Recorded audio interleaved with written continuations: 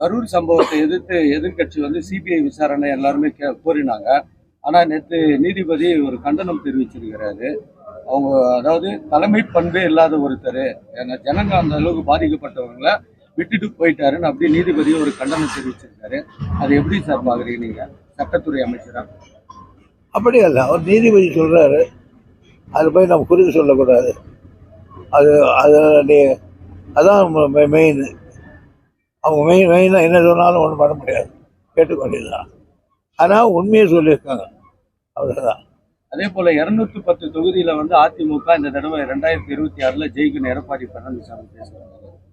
ஒவ்வொருத்தரும் அப்படிதான் சார் சொல்லுவாங்க. சீமான கேட்ட கூட நான் கூட 210 ஜெய் பண்ணுவார். அப்புறம் யார் கேட்டான், அதாவது அவங்க சொல்லிக்குவாங்க. பிறகு நீங்கள் இப்போ பேசிக்கிட்டு இருப்பாங்க, நெருங்க எலெக்ஷன் வரும்போது எல்லாரும் போய் எங்கன்னா சொல்லிக்கோ, ஒரு சீட் அரசியலுக்கு முட்டிக்கிறோம். சார், இந்த கரூர் சம்பவத்துல வந்து திமுகவினர் மாவட்ட செயலாளர் அங்க சொல்லப்படுற குற்றச்சாட்டு ஒட்டுமொத்த திமுக மேல வந்து பதியறதுக்கான வாய்ப்புகள் மாறுமா வரும் தேர்தலில்? அது எதிரொலிக்குமா? ஏன்னா அந்த குற்றச்சாட்டுகள் வந்து அதிகமாகவே சொல்லப்படுது. எப்பவுமே அந்த மாதிரியான எந்த ஒரு எதிர்வணிகளுக்கும் சொல்ல மாட்டாங்க. இந்த தடவை வந்து பர்டிகுலரா செந்தில் பாலாஜி மையப்பற்றி பேசியிருக்காங்க. என்ன பேசிட்டாங்க இல்லைங்க, இந்த ஒரு அந்த நிகழ்வுக்கு காரணமே வந்து அவர் மூலியமா தான் நடந்தது அப்படின்ற மாதிரியான வலைதள பதிவுகள் பொதுமக்களோட குற்றச்சாட்டு. யாரும் சொல்லலை, அவரை நீங்க தான் சொல்றீங்க.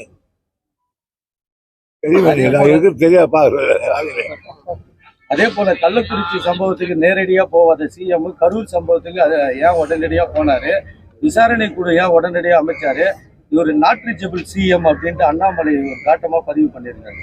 சார், ஒரு விஷயம் இன்னொரு எதிர்கட்சிக்காரர் ஏதாவது ஒரு சொல்லிக்கிட்டு தான் இருக்கும், அதுக்கெல்லாம் பதில் சொல்ல நம்ம திருப்பி சொல்றோம் அவனுக்கு. அதாவது அதெல்லாம் பேசல. ரெண்டாவது கேள்வியில் நீங்கள் என்ன பண்ணுறது? இதில் கேள்வி அவர் இவர் ஏன் போகல அப்படின்னா, அன்றைக்கு சூழ்நிலை வேறு இருந்தது, போயிருக்க மாட்டார். இன்றைக்கி சூழ்நிலை 42 பேர் என்பது மிக சாதாரணமானது அல்ல, மிகப்பெரிய பிரச்சனை. உலகமே இதை பற்றி இன்னைக்கு வடிச்சு பேசுகிறாங்க. எந்த பத்திரிக்கை பார்த்தாலும் அதுதான் இருக்குது, எந்த நியூஸை பார்த்தாலும் அதுதான் இருக்குது. ஆக இவ்வளோ பெரிய பிரளயத்தை ஏற்பட்டிருக்குது. உடனே நைட்டே போயிட்டு வந்தார், அவ்வளோதான். என்ன வேணா கைது பண்ணுங்க, ஆனா எங்க கட்சிக்காரங்களை எதுவும் தொடக்கூடாது, எதுவும் பண்ண வேண்டாம் அப்படின்னு சொல்லிட்டு ஒரு வீடியோ வெளியிட்டிருக்காரு விஜய். அது வந்து டைரக்டா சேலஞ்ச் பண்ற மாதிரி இருக்கா? அது அது எந்த மாதிரியான உங்களோட பார்வையில?